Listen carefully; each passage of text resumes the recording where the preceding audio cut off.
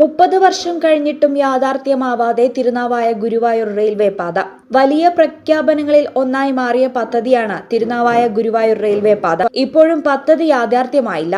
ഈ പാത യാഥാർത്ഥ്യമായെങ്കിൽ കോഴിക്കോട് തൃശൂർ റെയിൽവേ യാത്രയുടെ ദൂരം ഒരു പരിധിവരെ കുറഞ്ഞേനെ. കേരളത്തിലെ ഏറ്റവും വലിയ ആരാധനാലയവുമായ ഗുരുവായൂരിലേക്ക് മറ്റ് സംസ്ഥാനങ്ങളിൽ നിന്ന് പോലും നേരിട്ട് ട്രെയിൻ വഴി എത്താൻ സാധിക്കുമായിരുന്നു. പ്രസിദ്ധമായ നവാമുകുന്ദ ക്ഷേത്രവും ദർശനം നടത്തി പിന്നീട് ആളുകൾക്ക് ഗുരുവായൂർ ക്ഷേത്രത്തിലേക്ക് പോകാം. ഒരേ സമയം തീർത്ഥാടന രീതിയിലും ഒപ്പം ചരക്ക് ഗതാഗതത്തിനും വലിയ സാധ്യതകളാണ് ഈ റെയിൽപാത തുറന്നിടുന്നത്. തിരുനാവായ റെയിൽവേ സ്റ്റേഷനിൽ ഗുഡ്സ് നിർത്താൻ സൗകര്യമുണ്ട്. നിലവിൽ കോഴിക്കോട് നിന്ന് തൃശൂർ എത്താൻ സാധാരണ ട്രെയിനിൽ ഏകദേശം 2 മണിക്കൂർ നേരം സമയം വേണം. ട്രെയിനിൽ 119 കിലോമീറ്റർ ദൂരമുണ്ട് കോഴിക്കോട് നിന്നും തൃശൂരിലേക്ക്. എന്നാൽ ഗുരുവായൂർ തിരുനാവായ പാത യാഥാർത്ഥ്യമായാൽ കോഴിക്കോട് തൃശൂർ യാത്രാ സമയം 1 മണിക്കൂറോളം കുറഞ്ഞു കിട്ടും. നിലവിൽ പലരും ട്രെയിനിൽ കുറ്റിപ്പുറം ഇറങ്ങി അവിടെ നിന്നും ബസ് മാർഗമാണ് ഗുരുവായൂർ ക്ഷേത്ര ദർശനത്തിന് പോകുന്നത്.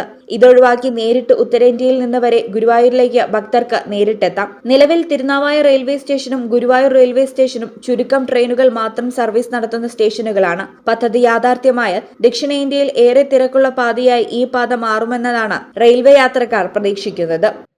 ഈ channel Thirunavaya. Hello, full A+. Congratulations. വെട്ടിക്കാട്ടോ. പൈലറ്റ് ആവണമെന്ന് പറയണേ. അവളുടെ ആഗ്രഹമല്ലേ, അവള് പറക്കട്ടെ. അതിന് പുറത്തേക്ക് വിട്ട് പഠിപ്പിക്കണ്ടേ? ചെലവ് എത്രയാന്ന്? അതിന് അപ്പ കടന്നു ഓടിയിട്ട് കാര്യമില്ല. KSFE പുതിയ ഹാർമണി ചുറ്റി ചേരണം ഇപ്പൊ തന്നെ. കണ്ണടച്ചു തുറക്കും മുമ്പ് അവളുടെ +2 കഴിയില്ലേ. കടം വാങ്ങാതെയും സ്ഥലം വിൽക്കാതെയും കുട്ടികളെ പഠിപ്പിക്കാം. KSFE harmony ചിട്ടികൾ. പൈലറ്റെ, സിംഗപ്പൂരിന് പറക്കാനുള്ള ഒരു യോഗം വരുന്നുണ്ട്. KSFE ഹാർമണി ചിട്ടിയിൽ ചേരുന്ന 100 ഭാഗ്യശാലികൾക്ക് സിംഗപ്പൂർ യാത്ര സൗജന്യം. KSFE ഈ നാടിന്റെ ധൈര്യം.